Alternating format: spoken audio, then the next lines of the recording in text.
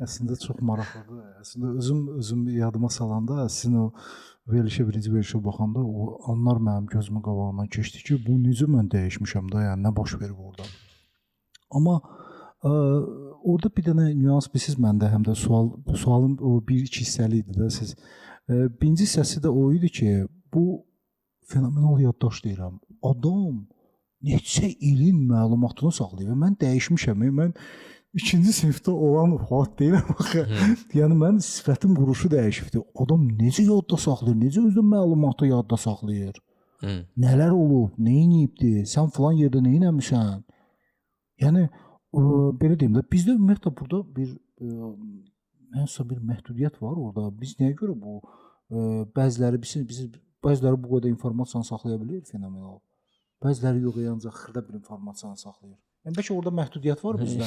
Yəni qoymur bizi ki, o bütün hamısını saxlayaq beynimizdə. Yox, insan beyninin bir yaddaş kartının bir limiti yoxdur. Cihaz kimi deyil. Yəni 100% yoxdur, yəni. Yoxdur. Birisi deyir, nə bilim, telefon var 200 GB-dır, 500-dür, 1 TB-dır, nə bilim. İnsan beynində elə bir söhbət yoxdur. Hər şey limit var axı.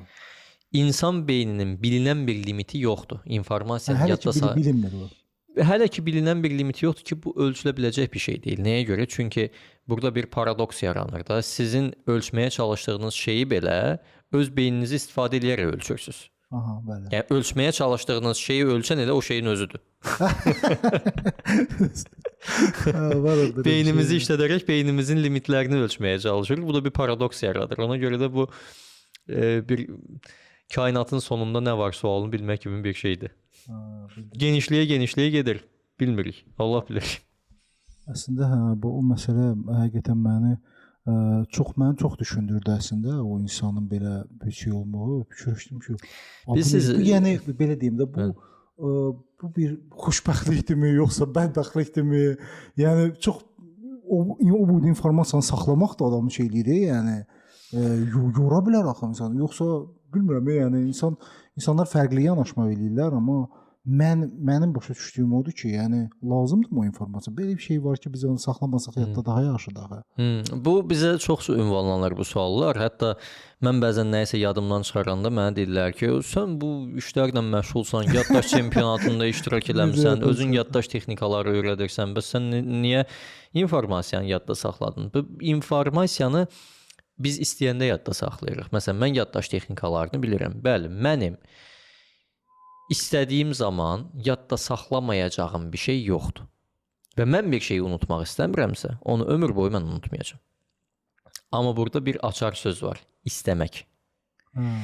Yəni mən yadda saxlamaq istədiyim şeyi yadda saxlayıram. Yadda saxlamaq istəmədiyim şeyi yadda saxlamıram.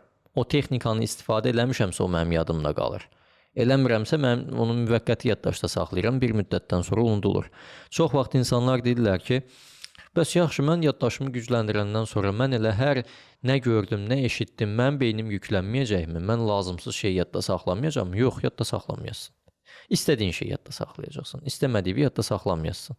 Elə bir, nə bilim, necə deyə bilərəm sizə? Elə bir mətbəxdə yemək hazırlamaq üçün bir aparat almısınız, xəmir yoğurmaq üçün bir aparat almısınız. İstəyirsən onu istifadə elə, istəmirsənsə özün əlində yoğurur xəmiri.